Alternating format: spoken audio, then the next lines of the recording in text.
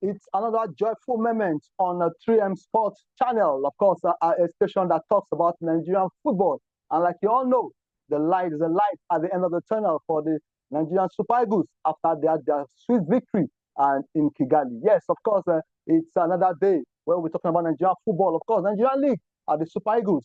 It's what we talk about here on this program. And like you know, my name, of course, is Vince Pakimami, and we'll be looking at the Nigerian League, the FA Cup, and the Super Eagles match today in Uyo against the Zimbabwe national team. Yes, we also happened in Kigali on Friday, and a lot of Nigerians are now beginning to say, yes, World Cup 2026, we can be there. Well, let's quickly go straight to business because we don't have time as our friend. We quickly first talk about we're looking at the national team, like I said, the Nigerian match against Uyo, against Zimbabwe in Uyo today. A match that is a must win for Nigeria. And of course, we're also looking at the Nigeria Premier League that has entered week 30 and went M31 by by this coming weekend. And of course, the FA Cup fixtures that has been made by the NFF. Well, the season has been so sweet so far. Of course, today we will not be talking about the Nigeria Women League. We'll leave that for next week where we're having the specialist, Sam Amadu, coming to analyze and x-ray the Nigerian Women Football League for us on this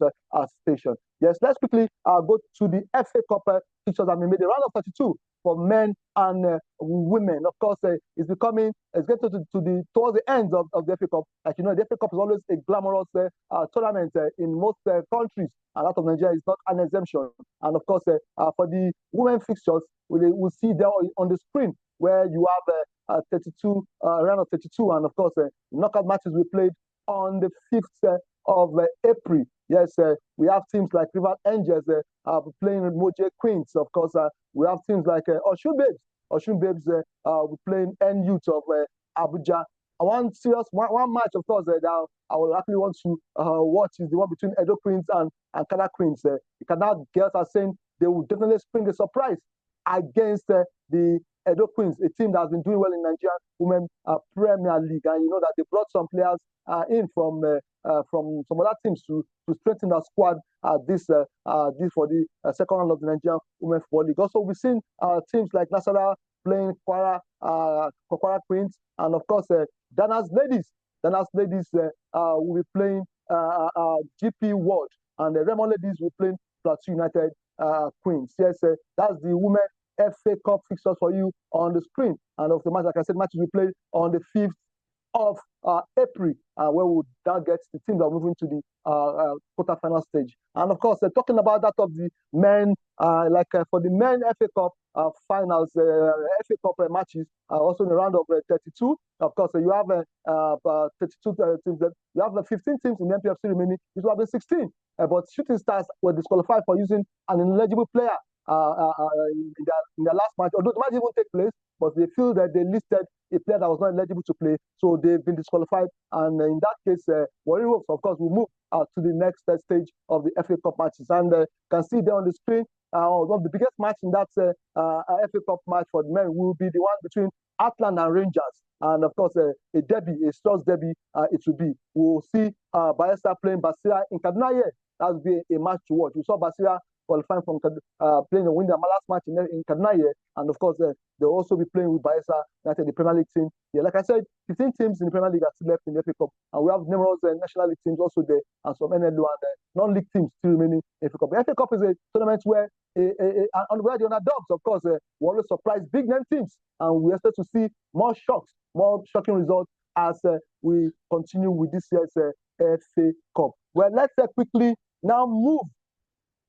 Let's quickly move to the Nigerian Premier League, which, of course, we saw week 30 matches played over the weekend. And, of course, we saw the likes of Nasara United beating Rangers 1-0. It was Plateau 2, Pillars 1. Bender Insurance defeated Sunshine 1-0.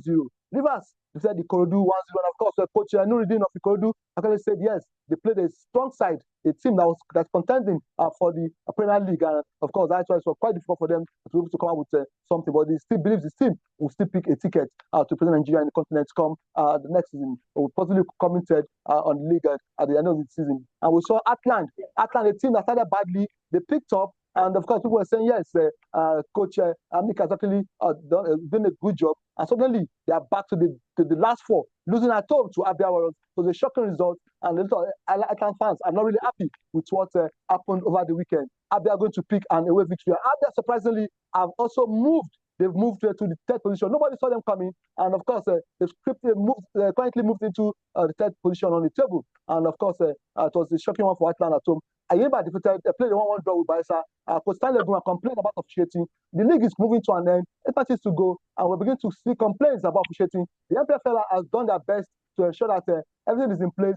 Their partners, of course, also have given so much. Have given so much into the league, and they also expect that the referees at this moment would ensure that they're giving their best so that we have the true champion. And of course, things will not complain about officiating. But so far, last week we had so much complaints about officiating, and we pray that the MPFL, of course, will go with the referees association to ensure that these referees put in their best in the matches. And of course, we also had Katsina beating El Kalemi 3-0. The first time Katsina scoring 3 goals under their new coach, Aziz Mohammed, who, like I said, coached in Sudan, had coached several clubs in Nigeria, was also a player in these days. And of course, they defeated El Kalemi 3-0, and that was a good one for them. They are gradually moving into the middle of the table. Now, Kwara United lost at home to Aqua. Aqua coach Boboye has promised to do well in the FA Cup. He has promised to win the FA Cup to get continental ticket. Funny enough, nobody gave him a chance to escape relegation. But the way things are going right now, Aqua are fought to the last on the table, and initially they were rooted with Lobby at the bottom. But funny enough, they started churning out good results. Boboye, of course, is doing the magic, and they won away to Kwara 2-0. And that's most likely, if they continue like this, there's the assurance that they might escape relegation with the performance they started churning out under coach Boboye, who has also promised to pick a continental ticket by winning the FA Cup. And of course, we saw 3SC beating Tornadoes 3-1. That will come back to that later, because we have the media of Tornadoes who will be telling us about what happened in Ibadan, when, of course, was acclaimed that the coach of Tornadoes punched Dosu Joseph, the goalkeeper trainer of 3SC. Of course, we've not seen any clip, but we saw blood. Some people say it's a red oil, but I think he will come here to explain to us what really happened in that particular match. And for 3SC, defeated Tornadoes 3-1. And of course, Lobby Remo's match has been postponed. Remo have 2 of their goalkeepers, of course, they're playing for 2 different national teams. They've been called to camp in 2 countries. Their first choice is the Benin Republic goalkeeper, while Macaulay, of course, is with the Super Eagles. So that match was postponed. But a lot of people are saying that Lobby shouldn't have allowed that, because for you to ask for postponement, you must have 3 of your goalkeepers in different national teams. But right now, it was only 2. And that Lobby, of course, really didn't know the rules of the game, and they allowed Remo to go with that. So that match has been postponed. And of course, let's watch some clips before we bring on Petugi, the media officer of Tornadoes, to speak to us on concerning what happened in Ibadan just over the weekend, and their plans for the remaining 3 matches in the league, for remaining 8 matches in the league. Let's watch some clips in the league and see what happened during over the weekend in the Nigeria Premier League.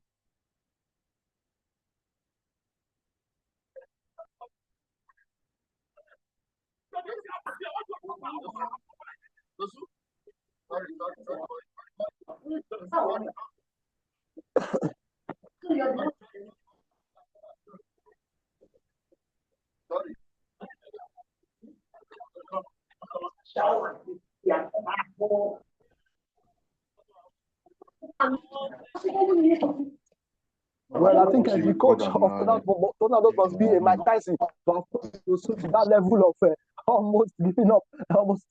Well, let's see. Is Petugi online with us there, the Tornadoes media officer?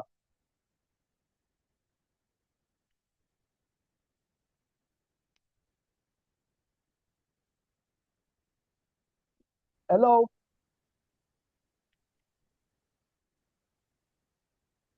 Well, before he comes on, as it is right now, Remo are topping with 57 points, and of course, Rivers are second with 52 points. Abia at third with 47 points, and 3SC fourth with 46. Rangers fifth with 45. Ikorodu at sixth with 45. The third position will keep changing. I think we have Petugi. Is that Petugi with us? Yes. Yeah. Mr. Petugi, you're welcome. Good morning, sir. Yeah, good to have you on this program. You're on 3M Sports. Good morning, sir. Good morning. You're welcome. Yeah, but congratulations. I think your team, although you lost in Ibadan, but we know that your team is not part of those that fight for relegation, and of course, you're on the safe side. Well, a lot has been said about the match between 3SC and Tornadoes. We heard that your coach punched Dosu Joseph, and they were also claimed that there was no clips and there was no way the coach actually did that, Dosu actually fainted that, and some say they saw blood, some say it was red oil. Please, can you just give us a clarity of what happened in that particular match, which your team lost 3-1? Well, thank you very much, and good morning to everyone that is watching this program right now. Let me first and foremost correct an impression see from the relegation zone. If you look at the table critically, the team is placed on the 10th position with 40 points, and anything can still happen. We have 8 matches of 30 matches played. So, and we came out for 2 double away games. One, like you mentioned earlier, lost by 3-1. And the team is presently in Uyo to take on Aqua United.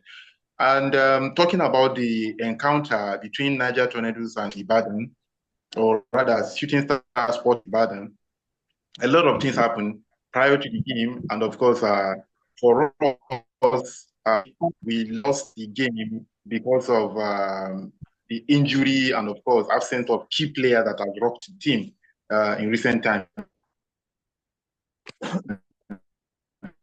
Because for the game, there is a 7 players are not going to be present in that encounter due to injury. We lost Akambek, Daniel. We lost Ifeanyi Okechukwu to injury.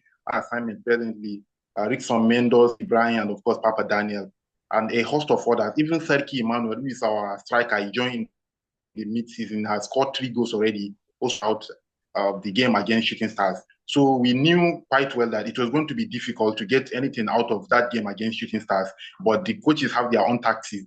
They were actually looking for a positive result, but we knew that the team is depleted. So preparatory to the encounter, when the team got into the Lekon Salami Stadium in Ibadan to do the routine workout that is done across all the big venues in the country, suddenly, when the players and officials of Tornadoes were on the pitch, we saw some angry fans. I don't know what was in their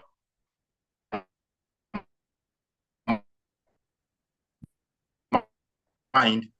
Nobody, Tornadoes players and of course the officials from going around the field, which a situation that none of us can say has happened here in the MPFL this season. Remember, this is the weight, and the team has played across different venues, so no such thing has happened across all the venues that we have seen. So it was a surprising thing to all of us.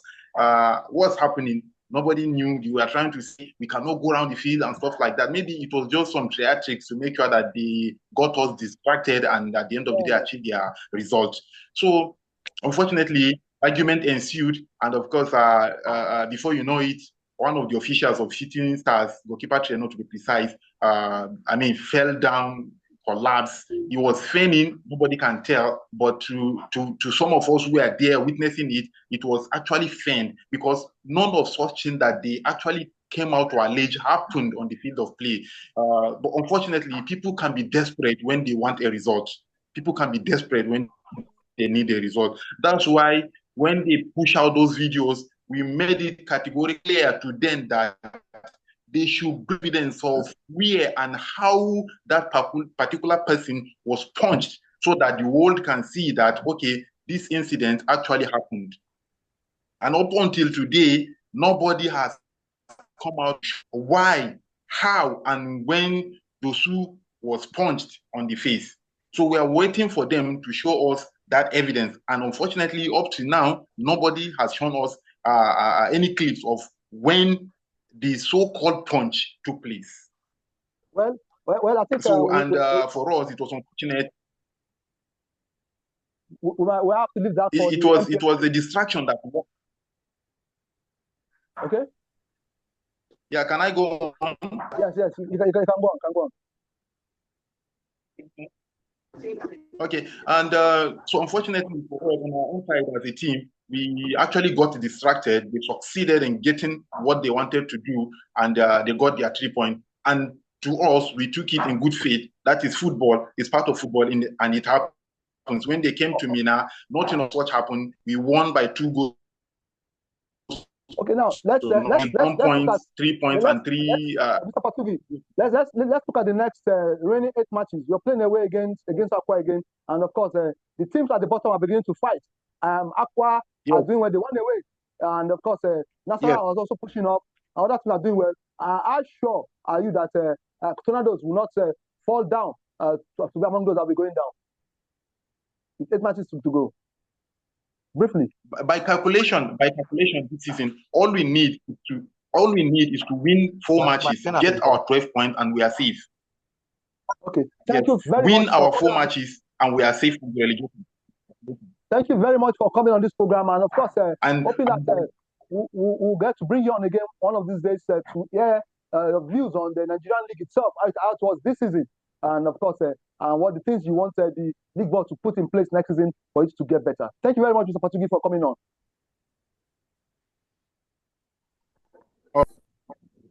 Yes, that was Patugi, the media officer of Tornadoes.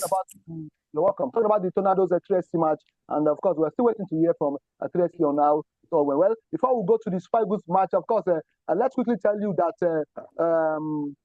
as it is right now, total of 299 matches have been played, and of course, 585 goals have been scored, an average of 1.95 goals per match, which is well, it's a good one. We say 2 goals per match. I think it's a good one for the league. I think we are supposed to have Abdul in there, another person to join us to quickly tell us about the Nigerian league, how it is and what he thinks, how it has been this season.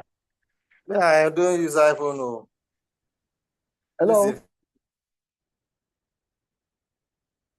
Hello. Phoenix. Hello. Hello. Well, hello. Okay. I think we'll still come back to Mr.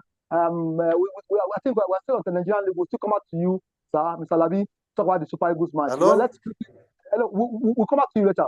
Let's quickly talk about. Okay, let's talk about we'll start the Nigerian match and we'll come back to you, sir. Just give us some minutes.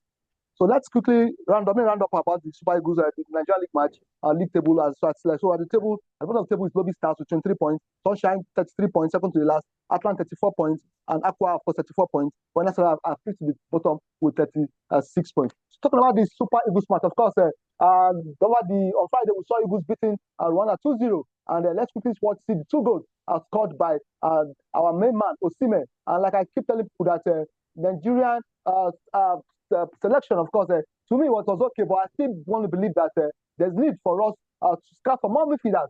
The idea of playing 4 strikers at the same time in a particular match has always crowded the man, our main strikers, the person of Osimhen, and making it difficult for him to get goals. Those 2 goals actually came on the run of play.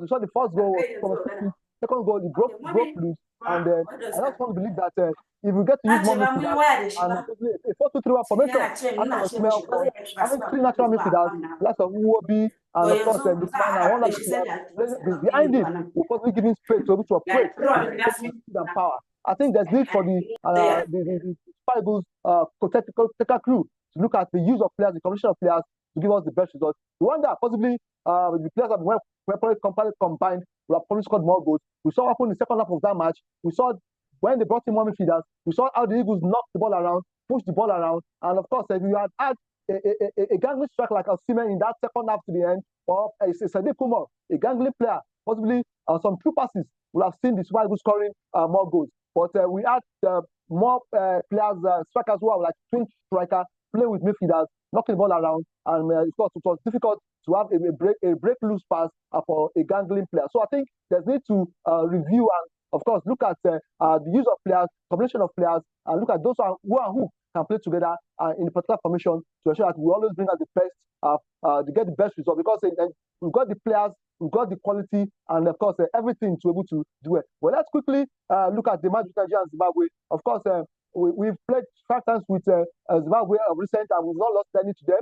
Zimbabwe in the last 5 matches, they've not won any match in the last 5 matches. White Eagles have won their last 3 matches. So I think it's a point of the fact that Super Eagles will go all the way today to beat Zimbabwe. Let's quickly take Mr. Labi, Pastor Labi, and let him just tell us what he feels about today's match and tell us what the outcome will be. We also have on the application. Let's start with Mr. Labi first to tell us what he thinks the outcome will be today, the score line specifically.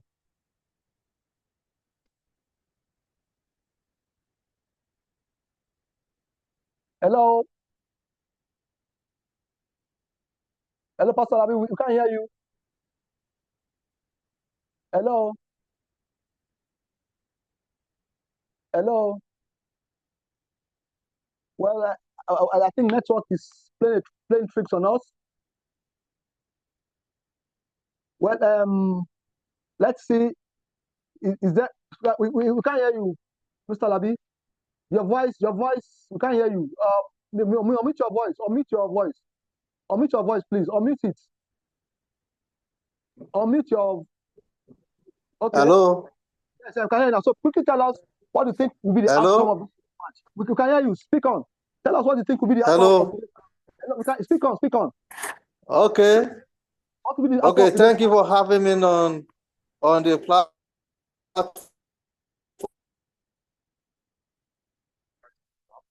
Okay, please tell us what you think will be the outcome of the result of the match. I'll go with their 0 based on the